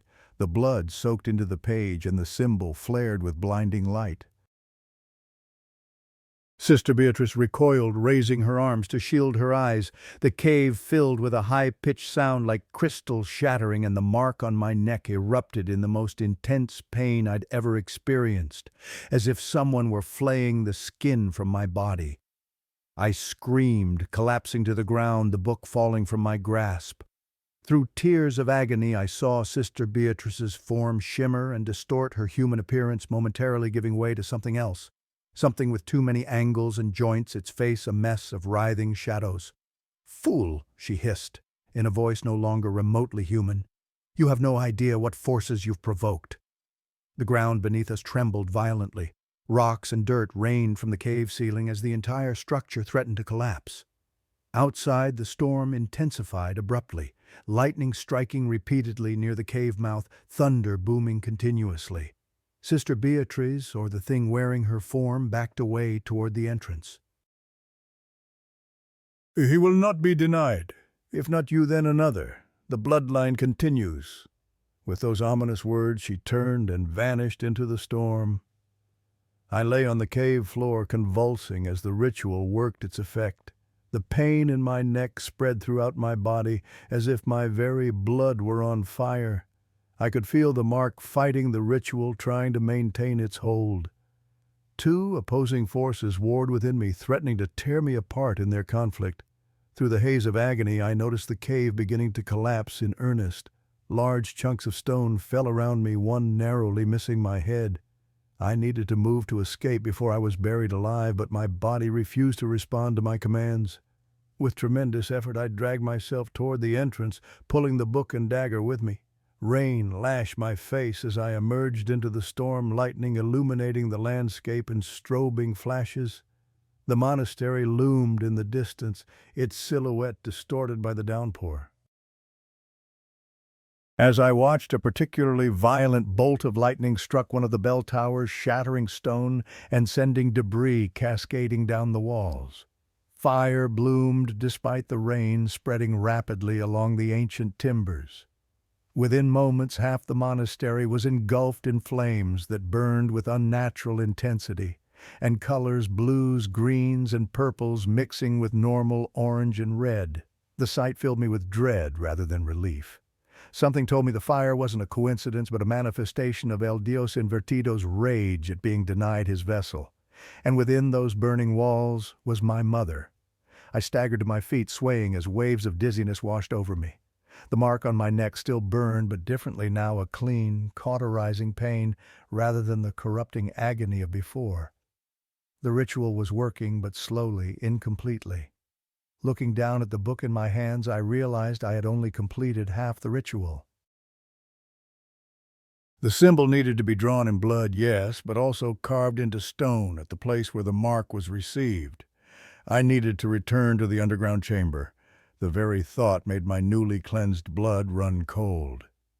Return to the heart of the monastery, now aflame. Descend again into that chamber where El Dios Invertido was manifesting. It seemed impossible, suicidal, but my mother was still there. Clutching the dagger in my bleeding hand, I began the painful journey back toward the burning monastery. Each step was agony, my body still adjusting to the partial severing of the connection. The rain soaked me to the bone, but I barely noticed, focused entirely on putting one foot in front of the other.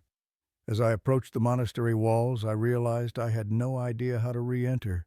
The main gates would surely be locked, and even if they weren't, they would lead me through the most populated areas where the nuns would quickly recapture me.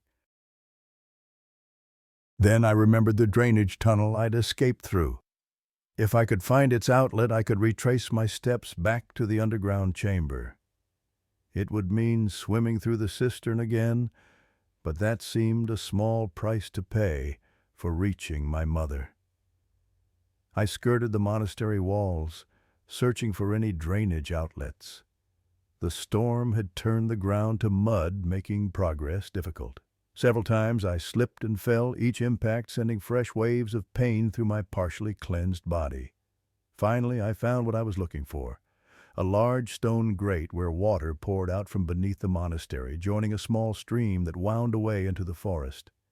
The opening was just large enough for me to squeeze through. The water was numbingly cold, the current strong enough to make progress difficult. I fought against it, pulling myself forward using roots and stones protruding from the tunnel walls. The book and dagger I had secured in my backpack, which I pushed ahead of me as I crawled. The tunnel seemed longer on the return journey, narrower and more oppressive. Several times I had to dive completely underwater to pass through partially collapsed sections, emerging gasping on the other side. My lungs burned, my muscles screamed in protest, but I pressed on. After what seemed like hours, I reached the cistern. The underground reservoir was in chaos, water levels rising rapidly from the storm waves sloshing against the stone columns, debris floating on the surface. The phosphorescent light had intensified, casting everything in a sickly blue glow. I swam to the stairs I'd used earlier, dragging myself out of the water. The entire structure rumbled and shook continuously now, small avalanches of stone and dust raining down from the ceiling. Whatever was happening with El Dios Invertido, it was affecting the physical stability of the monastery itself. Following the route, I remembered I made my way back to the wine cellar. The hidden door stood open, the tunnel beyond dark and silent. There was no sign of the ancient crone who had helped me before. I hoped she had found some safe corner to weather this catastrophe. From the cellar I retraced my steps to the massive underground chamber. As I approached, I began to hear sounds that made my skin crawl, not the rhythmic chanting from before, but screams both human and something decidedly not. Beneath it all was a deep, resonant pulse like the heartbeat of some colossal organism. I paused at the entrance to the chamber, gathering my courage. What I saw when I peered inside defied comprehension. The spiral opening in the floor had expanded dramatically, consuming nearly half the chamber. From its depths rose a writhing column of darkness that somehow managed to be darker than the absence of light, a negation of reality itself. The column undulated and shifted, occasionally forming recognizable shapes, hands, faces, wings, before dissolving back into formlessness. Around the edge of the spiral, the nuns lay scattered like broken dolls, some moving weakly, others ominously still. Mother Superior Agatha stood closest to the darkness, her arms outstretched, her body arched backward at an impossible angle, her mouth open in a silent scream as tendrils of darkness flowed into her. And at the far side of the chamber, bound to one of the stone columns by what looked like living shadows, was my mother. She was conscious, struggling against her bonds, her face contorted with effort. She hadn't seen me yet, her attention fixed on the horror unfolding before her. I needed to reach her without attracting the attention of whatever was emerging from the spiral. I crept along the wall, staying in the deepest shadows, moving only when the undulating darkness seemed focused elsewhere. The mark on my neck throbbed in time with the pulse emanating from the spiral, as if still trying to respond to its master's call despite the ritual's interference. I had nearly reached my mother, when Mother Superior's head snapped towards me, her neck rotating much further than humanly possible. Her eyes were gone, replaced by swirling vortices of darkness. "The vessel returns," she intoned in a voice that was not her own, a chorus of countless voices speaking in unison. "Drawn by blood and bond." The writhing column of darkness surged in my direction, tendrils extending toward me with frightening speed. I abandoned stealth and sprinted the remaining distance to my mother, slashing at the shadow bonds with the ritual dagger. To my relief, the blade cut through them like smoke, dissolving the unnatural restraints. "Miguel," my mother gasped, embracing me briefly before pushing me toward a recess in the wall. "Hide quick." "Not without you," I insisted, pulling her with me. We ducked into the shallow alcove just as a tendril of darkness swept past. Mother Superior, or what remained of her, was fully immersed in the dark column now, her body visible only as a silhouette being slowly absorbed into the greater mass. "The ritual," my mother whispered urgently. "Did you perform it?" "Half of it," I explained quickly. "I need to carve the symbol where the mark was made, here in this chamber." She nodded, understanding immediately. "The altar. It's where all marks are sealed, but it's too close to him now." "Him, you mean El Dios Invertido? That's him." I gestured toward the writhing darkness. "His true form, yes, partially manifested without a proper vessel." Her eyes were wide with terror and awe. "He's consuming Mother Superior as a temporary measure, but it won't last. Her body is too old, too weak. He'll need another vessel soon." "Me," I said grimly. "Or me," she replied, "or anyone with our bloodline. The ritual you started has weakened your connection, but not broken it completely." The column of darkness was expanding, filling more of the chamber, searching. Tendrils probed every corner, every crevice. It was only a matter of time before we were discovered. "We need a distraction," I whispered. "Something to draw its attention while I reach the altar." My mother's face set with determination. "I'll do it. I know how to provoke him." "No, it's too dangerous." She gripped my shoulders, her eyes boring into mine. "Listen to me, Miguel. This is my fault. I brought you here knowing the risk, believing I could somehow protect you without sacrificing myself. I was a coward. Let me make it right." Before I could protest further, she kissed my forehead and darted out of our hiding place. "El Dios Invertido!" she shouted, her voice echoing through the chamber. "I reject you and your claim on my son. I reclaim my blood and my lineage." The effect was immediate and terrifying. The darkness contracted violently, then surged toward my mother with a roar that seemed to come from the bowels of the earth itself. Mother Superior's partially absorbed body twisted around to face her, mouth open in a grotesque parody of speech. "Betrayer, oath-breaker, your blood will feed the depths for eternity." My mother stood her ground, continuing to hurl defiance at the entity as it approached her. I used the distraction to sprint toward the altar, dagger in hand. The stone slab was now partially subsumed by the expanding spiral, but enough remained for my purpose. I pressed the dagger to the altar surface, carving the symbol from the book, not the labyrinth from before, but the counterbalancing upright version of the mark on my neck. My bleeding palm left smears of blood in the grooves, as I worked the combination of carving and bloodletting, completing the ritual my mother had described. As the final line was carved, the mark on my neck flared one last time, not with pain, but with a sensation like ice water flooding through my veins. I gasped, nearly dropping the dagger, as the cold spread rapidly through my body. The reaction from El Dios Invertido was immediate and catastrophic. The column of darkness contorted violently, emitting a sound beyond description, a scream that existed on multiple planes of reality, simultaneously piercing not just my ears, but my mind and soul. The chamber began to collapse in earnest, massive chunks of ceiling plummeting down. The spiral in the floor started to close, the stone pieces returning to their original positions, with the inexorable force of reality reasserting itself. "Mother!" I screamed, looking desperately for her through the chaos of falling stone and retreating darkness. I spotted her near one of the columns, dodging debris. She saw me and pointed urgently toward the tunnel entrance. "Go get out!" A particularly large section of ceiling collapsed between us, cutting off my path to her. Through the dust and confusion, I saw her turn and run toward a different exit, a smaller tunnel I hadn't noticed before.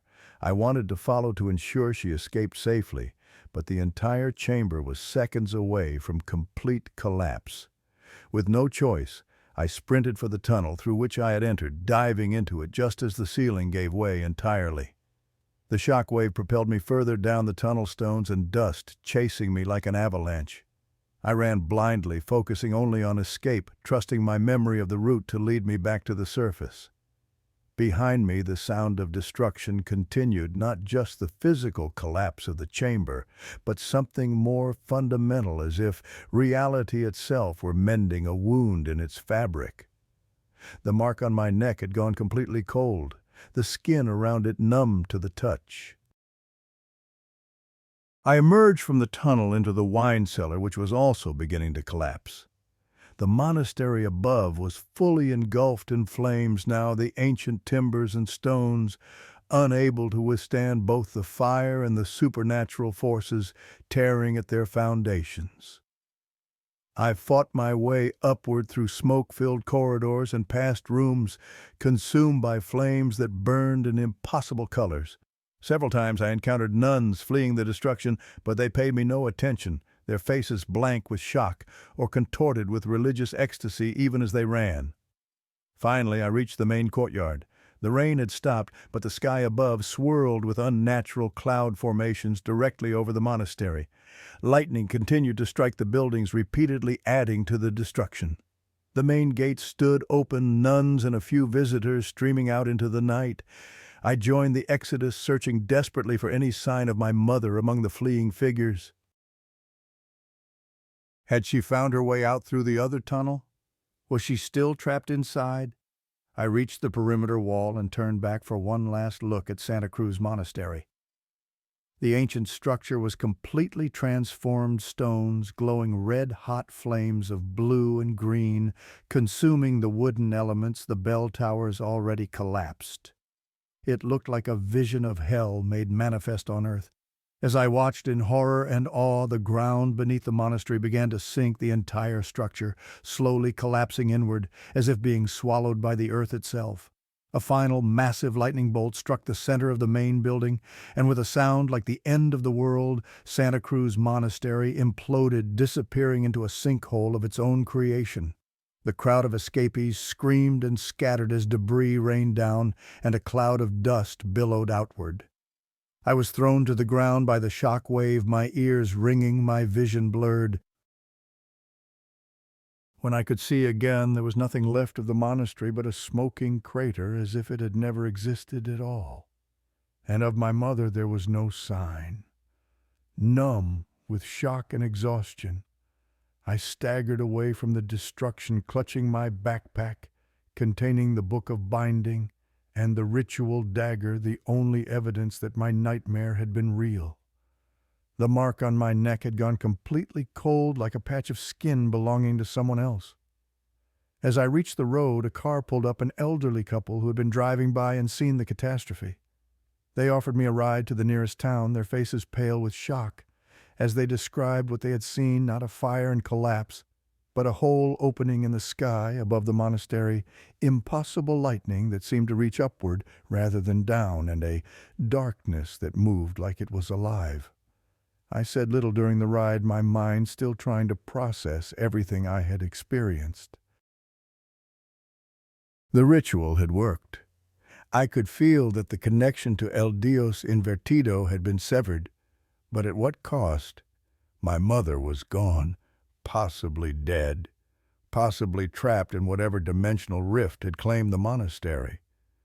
And what of the entity itself, banished back to its own realm or merely dormant, waiting for another opportunity, another bloodline to corrupt? In the small-town hospital where the couple dropped me, doctors examined me with bewilderment. They cleaned and bandaged my cut palm, treated me for exposure and minor burns, but could make no sense of the perfectly symmetrical scar on the back of my neck, a scar that, according to medical science, appeared to be years old rather than freshly formed. When police came to interview survivors, their questions revealed that as far as official records were concerned, Santa Cruz Monastery had been abandoned for decades. No nuns, no Mother Superior, no ceremonies or weddings permitted on the premises. The land itself was registered as a historic site uninhabited since the 1950s. Yet other survivors corroborated my account of nuns of visitors of a functioning religious community. We were all dismissed as confused, traumatized, or delusional. The official explanation became a sinkhole caused by the heavy rains triggering a gas explosion in long-forgotten underground chambers. I was released into the care of my father and sister, who arrived white-faced and distraught. They had been trying to reach us for hours, ever since the storm knocked out communications to the region. When I told them what had happened, an edited version focusing on the physical collapse rather than supernatural elements, their grief for my mother was tempered by confusion about why she had taken me to an abandoned ruin in the first place. Later, alone in my room at home, I examined the book of binding more carefully. Most of the text remained indecipherable, but certain passages seemed to clarify themselves as I studied them, as if the book were slowly revealing its secrets to me. One particular section caught my attention, a warning about the nature of El Dios Invertido's connections. The ritual I had performed hadn't destroyed the entity, or even fully severed all connections to my bloodline. It had merely redirected the bond, shifting it from me to my sister Valeria. The realization hit me like a physical blow. I hadn't ended the threat. I had merely postponed it, possibly redirecting it to my sister and any children she might have. The three-generation Pact still held, merely recalibrated to a new timeline. As if summoned by my thoughts, Valeria knocked and entered my room. She sat beside me on the bed, her eyes red from crying over our mother. "I had the strangest dream last night," she said softly, "about a monastery and an upside-down god." Isn't that weird? I've been having versions of the same dream since I was a teenager. A chill ran through me as I noticed her rubbing the back of her neck absently, exactly where my own mark had formed. "Just stress," I said, quickly closing the book of binding. "With the wedding and now everything else." She nodded sadly. "I keep thinking about Mom." "Do you really think there's no chance The rescue teams are still searching," I lied, knowing they would find nothing. Whatever had happened to my mother, she was beyond conventional rescue. After Valeria left, I reopened the book to a new section that seemed to be addressing me directly now, the text rearranging itself before my eyes. The mark may transfer, but never truly disappears. What sleeps beneath the earth waits patiently for blood to call it home again. 3 generations must serve willing or unwilling. The cycle repeats until the final vessel is prepared. Outside my window, rain began to fall, the first since that night at the monastery. As the drop struck my window pane, the scar on the back of my neck, cold and numb for days, suddenly flared with a familiar burning sensation. In that moment of pain, I heard a voice. My mother's voice as clearly as if she stood beside me. "It's not over, Miguel. It's never over. Find me." 6 months passed since that night at Santa Cruz Monastery. The official investigation concluded exactly as expected, a natural disaster, a structural collapse, nothing more. My mother was officially declared dead, though no body was ever recovered from the rubble. We held a funeral with an empty casket and planted a tree in her memory in our backyard. Life attempted to return to normal. Valeria postponed her wedding out of respect for our mother, though she and her fiancé remained together. My father threw himself into his work, avoiding the empty spaces in our home where my mother's presence still lingered. And I tried to forget. The book of binding and ritual dagger remained hidden beneath the loose floorboard in my bedroom, wrapped in cloth and sealed in a wooden box. I hadn't opened it since that night, too afraid of what new revelations might await.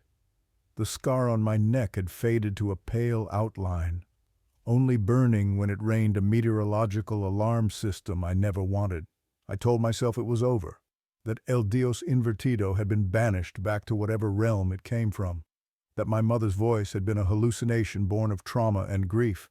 I almost convinced myself, until Valeria began to change.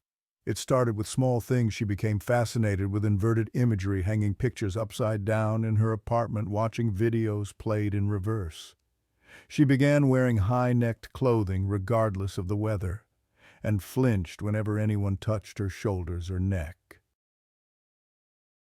She developed an intense interest in genealogy, researching our family history back further than anyone had bothered before. "Did you know we're not originally Spanish?" she asked me one evening as we shared dinner at her apartment. "Our ancestors were indigenous to this region. They just adopted Spanish names and customs after the conquest." I froze my fork halfway to my mouth. "Where did you learn that? Dreams?" she said casually, not meeting my eyes. "And some research. I found records going back almost 400 years. Our family has lived in this area longer than the church records show." "Just dreams?" I pressed, setting down my fork. "Well, not just dreams." She hesitated, then continued in a quieter voice. "Sometimes I hear her." "Who? Mother?" Valeria looked up finally, her eyes haunted. "She speaks to me when it rains, tells me things about our family, about our purpose." My blood ran cold. "What does she say exactly?" Valeria shook her head, suddenly guarded. "It doesn't matter, just nonsense probably. Grief playing tricks on my mind." But I knew better. Valeria was experiencing the early stages of the same connection that had nearly claimed me. The entity was patient, willing to start over with a new potential vessel. And somehow, impossibly, it was using my mother's voice as its conduit. That night I retrieved the book of binding from its hiding place. The text had continued to evolve, more passages becoming legible, as if the book were a living document, responding to events as they unfolded. One passage in particular caught my eye. The voice from beyond is neither truly the dead, nor truly the entity. It exists in the space between where the marked one's blood mingles with the ancient consciousness. The vessel hears what it wishes to hear, what will draw it deeper into communion. This confirmed my worst fears. El Dios Invertido wasn't gone. It had merely retreated, regrouping after losing its primary vessel, now working through my sister, and using my mother's voice or some perversion of it as bait. I needed to perform the severance ritual again, this time for Valeria. But how she didn't even acknowledge the mark's existence. Any mention of the monastery or the events of that night caused her to change the subject immediately. She wasn't ready to confront what was happening to her. With growing dread, I realized there was only one place I might find answers: the crater where Santa Cruz Monastery once stood. I returned on a clear moonlit night, half expecting to be stopped by security or police cordons. Instead, I found the area completely abandoned. Nature had reclaimed the site with unnatural speed vines and small trees already growing from the rubble, as if accelerated by some unseen force. The crater itself remained a perfect circle, perhaps 50 meters across. Standing at its edge, I felt a familiar coldness emanate from below, a cold that had nothing to do with the night air. Something still lived down there, dormant perhaps, but far from gone. I knew you would return eventually. I spun around to find an elderly woman standing behind me, the same crone I had encountered in the wine cellar. She looked impossibly ancient, yet somehow stronger than before, her back straighter, her milky eyes more alert. "You survived," I said, unable to hide my surprise. "I have survived many things," she replied with a toothless smile, "including him. As have you, it seems." "Not completely," I admitted, my hand unconsciously touching the scar on my neck. "And now my sister bears the mark," the crone finished. "Yes, the blood calls to blood. The mark transfers but never truly disappears. How do I help her? How do I end this for good?" The old woman laughed, a dry sound like autumn leaves scraping stone. "End it, child. Some things cannot end. They can only change form, find new vessels, new expressions." "There must be a way," I insisted. "The Book of Binding offers temporary solutions only. The three-generation pact cannot be broken, merely postponed or redirected." I felt desperation rising within me. Then what's the point? Why fight it at all if there's no permanent victory? "Because each vessel that resists weakens his grip on this realm." The crone moved closer, her movement oddly fluid for one so ancient. "Your grandmother resisted until her death. Your mother resisted and disappeared rather than submit. You performed the severance ritual. Each act of defiance pushes him further for manifestation. But my sister must make her own choice, as all vessels must." The crone placed a withered hand on my arm. "But there is another way you might help her if you are brave enough." "Tell me," I demanded. "Your mother is not dead, Miguel.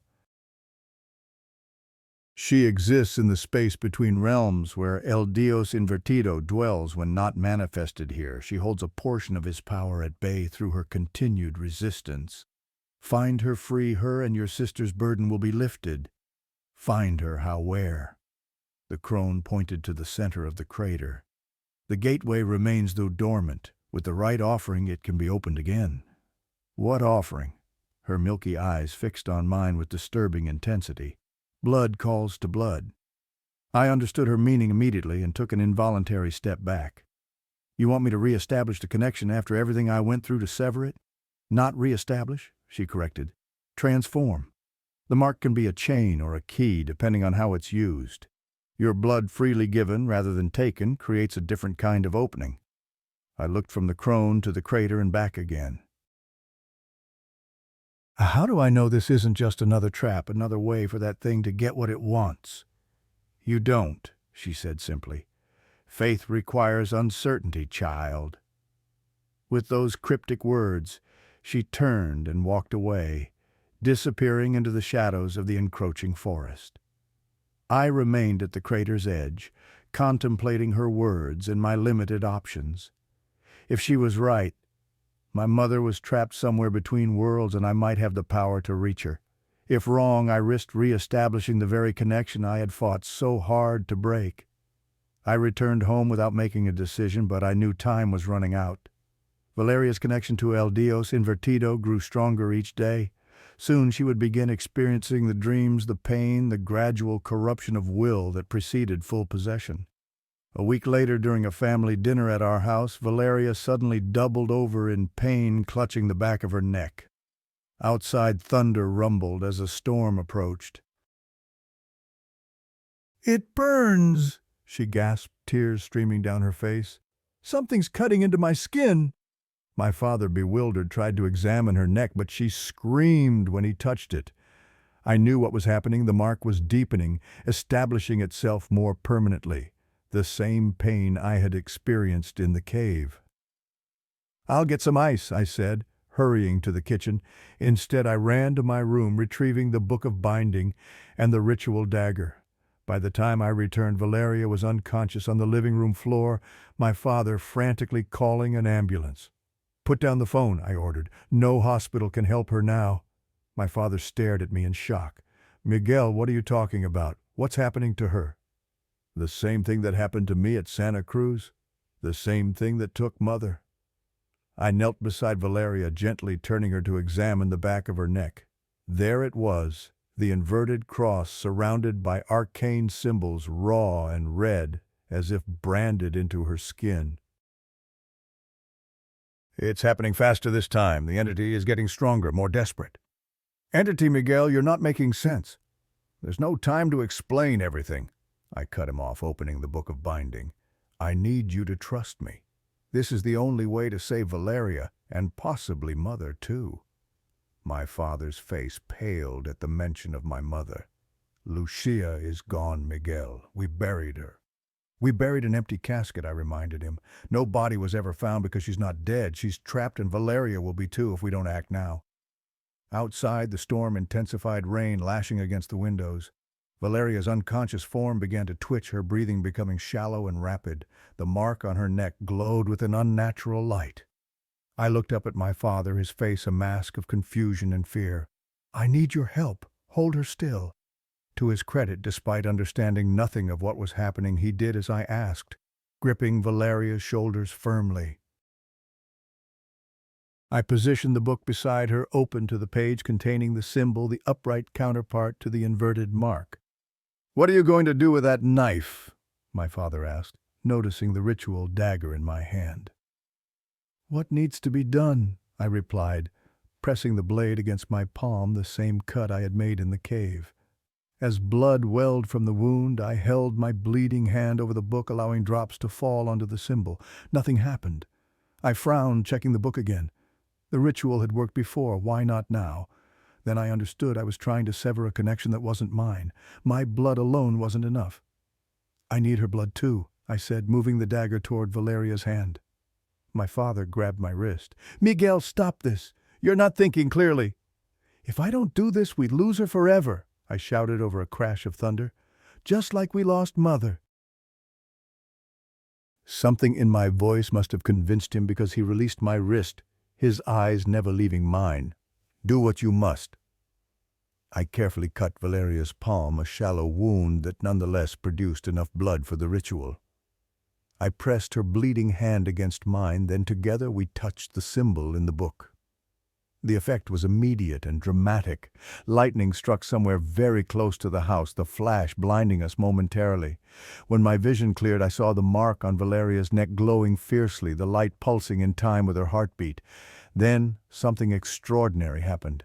The light began to flow outward from the mark, forming a shimmering thread that extended upward into empty air. More threads appeared, connected to both Valeria and myself, weaving together into a complex pattern that hung suspended in our living room. Miguel, my father, whispered, able to see the phenomenon as well. "What is that?" "A doorway," I replied, remembering the crone's words. "Blood calls to blood."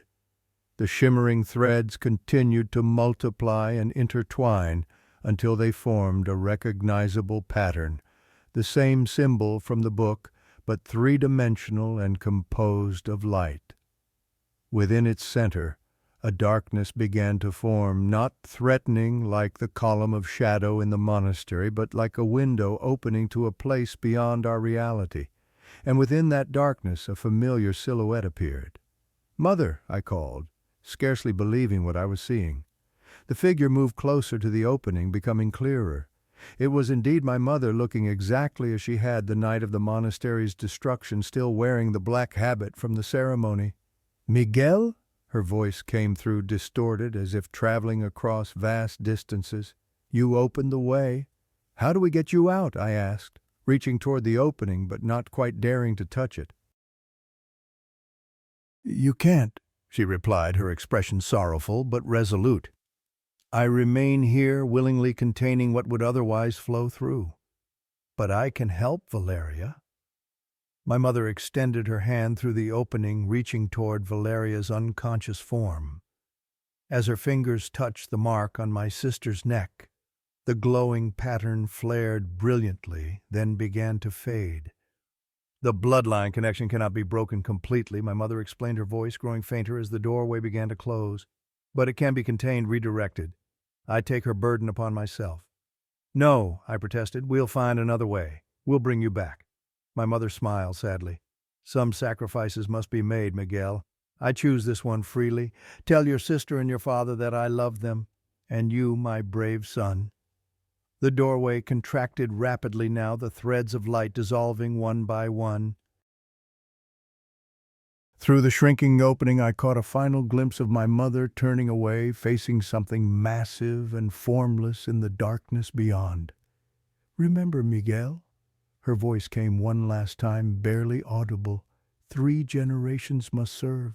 I am the second. Neither you nor Valeria need be the third.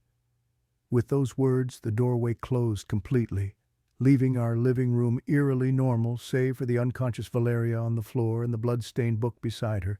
The mark on her neck had transformed, no longer an inverted cross, but a simple line like an old scar. As we watched, even this began to fade until her skin was unmarked and smooth. Valeria stirred, her eyes fluttering open. What happened? She asked groggily. I had the strangest dream about Mother. My father and I exchanged glances, a silent agreement passing between us. Some truths were too heavy to share, too dangerous to speak aloud. Just a dream, I assured her, helping her to sit up. Nothing more. Later that night, alone in my bathroom, I examined my own scar in the mirror. Like Valeria's, it had changed, no longer resembling an inverted cross. But unlike hers, mine had not faded completely. Instead, it had transformed into a different symbol altogether, the binding symbol from the book permanently etched into my skin. As I studied this new mark, a movement in the mirror caught my eye, not my own reflection, but something behind me, a shadow where no shadow should be. I turned quickly, but the bathroom was empty. When I looked back at the mirror, I saw my mother standing where my reflection should be. Still wearing the black habit from the ceremony, her eyes filled with the same unearthly light I had seen in the underground chamber. 3 generations must serve, she said, but the voice was not entirely hers. I am the second. You have delayed the third, but not prevented it. I blinked, and my normal reflection returned pale and terrified. But the words lingered along with the certainty that this was not over. My mother's sacrifice had bought us time, nothing more. That night it rained again, a gentle shower that nonetheless sent familiar pain radiating from my transformed scar. As I lay in bed listening to the raindrops, I heard a sound that froze my blood, soft footsteps padding down the hallway outside my room, too light to be my father's, too deliberate to be Valeria's. They stopped outside my door. The handle turned slowly, the door beginning to open with a faint creak. And through the narrow opening I saw not a person but a puddle of water spreading across my threshold, moving against gravity, forming a path directly to my bed. El Dios Invertido was patient. It could wait another generation, but it would never stop seeking what it considered its rightful vessel. And somewhere between worlds my mother fought a battle she could not win forever. The puddle continued to advance, and I knew with dreadful certainty this was just the beginning.